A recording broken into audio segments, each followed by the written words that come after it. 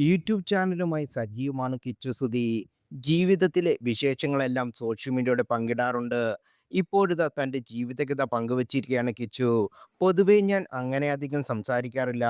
കുറേ പ്രശ്നങ്ങളൊക്കെ വന്ന് ഇങ്ങനെ ആയിപ്പോയതാണ്. 2004-ലാണ് ഞാൻ ജനിച്ചത്. ശാലിനി എന്നാണ് അമ്മയുടെ പേര്. കുട്ടിക്കാലത്തെ ഓർമ്മകൾ എന്താണെന്ന് വെച്ചാൽ രണ്ടുപേരും തമ്മിൽ അടിയാണ്. അത് കണ്ടാണ് ഞാൻ വളർന്നത്. എനിക്ക് 1.5 വയസ്സുള്ളപ്പോൾ അമ്മ വേറൊരാളോടൊപ്പം പോയി. പിന്നീട് ഒരിക്കൽ അച്ഛൻ സ്കൂട്ടർ എടുത്ത് എങ്ങോട്ടോ പോവാനൊരുങ്ങി. എന്തോ മരിക്കാൻ എങ്ങാണ്ട് പോയതാണ്. ഞാനും വരുമെന്ന് പറഞ്ഞ് വാശി പിടിച്ചോണ്ട് നീ വരണ്ടാന്ന് പറഞ്ഞു.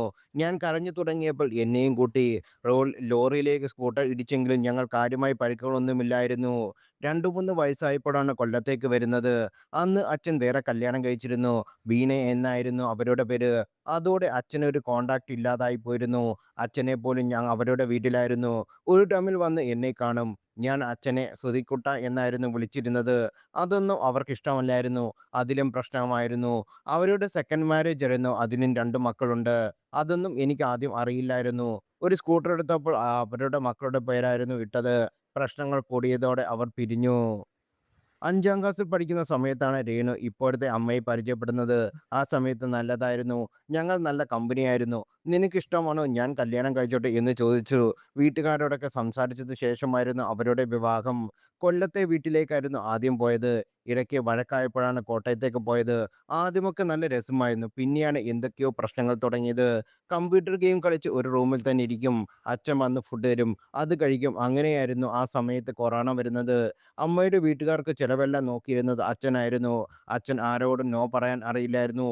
3 വർഷത്തോളം വീടിനകത്തായിരുന്നു. കമ്പ്യൂട്ടർ വിറ്റ ശേഷമാണ് വണ്ടി വാങ്ങിയത്. ആ വീട്ടുകാരുടെ സ്വഭാവമെല്ലാം ഒരുമാതിരിയായിരുന്നു. വണ്ടിയൊക്കെ വാങ്ങിയ ശേഷമാണ് കൂട്ടുകാരുമായി അടുക്കുന്നത്. ഒറ്റപ്പെടലിൽ ചില ദുശീലങ്ങൾ തുടങ്ങിയിരുന്നു.